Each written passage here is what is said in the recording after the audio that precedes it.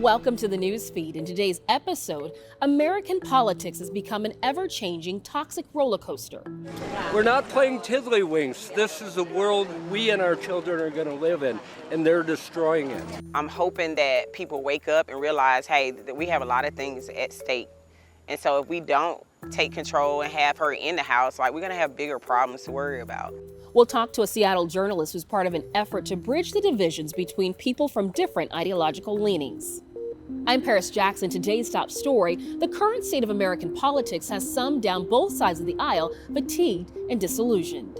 As people seem more politically siloed, a podcast is hoping to bridge the partisan divide.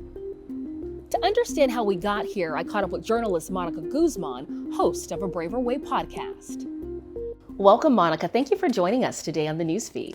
Thank you so much for having me. I'm really looking forward to our conversation. As you know, politics is deeply personal, and for many, it's become exhausting. For more than a year, A Braver Way has been a platform to bridge the gap between people of different political backgrounds. What have you learned through these conversations? Probably the number one thing is that we really are capable at the level of the kitchen table, the family relationships, the communities that we're in, of making a real difference in how toxically polarized our society is. A lot of folks want to kind of wait and see when politicians will change their behavior, when the media will change all of its behavior, whatever it happens to be that is contributing to these depolarizing forces. But both those institutions take their cues from the public, from us, how we behave and how we treat each other. And that's where we can make a real difference. I was listening to some episodes, and one thing that was the takeaway for me is you're providing folks with tools, like to have a toolbox and then use those tools. How are you doing that? Well, each of our episodes is focused on what we call the how question. So it's got to be a question that begins with the word how. And that's the way that we make sure that we translate our mission, which is to equip people with the tools they need to bridge the political divide, with actual tools, with actual tactics. So as an example, our latest episode was, how do we navigate political fear? Given, an assassination attempt, lots of uncertainty and anxiety.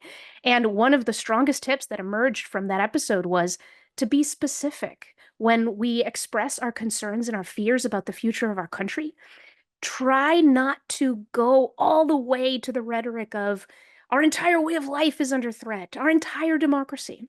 Maybe instead say, I'm concerned about the independence of the judiciary. I'm concerned about what could happen with the Supreme Court. That's about the judicial system. We can talk about that. We can get our hands around it. We can get constructive and problem solve. But, if we start talking about the whole way of life, unfortunately, that could lead to rhetoric that others could use to justify violence. Tell us, if you could, just briefly, what you've kind of surmised by talking to a lot of different folks for over 12 months now.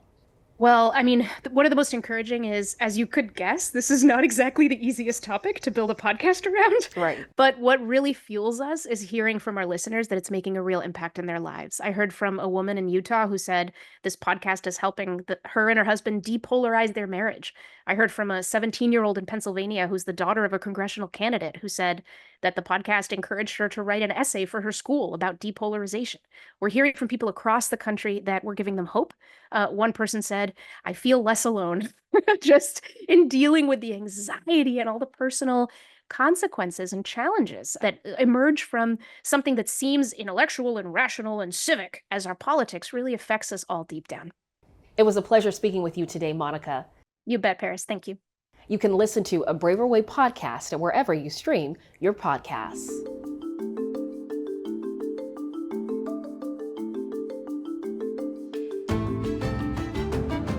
I'm Paris Jackson. Thank you for watching the Newsfeed, your destination for nonprofit Northwest news. Go to cascadepbs.org for more.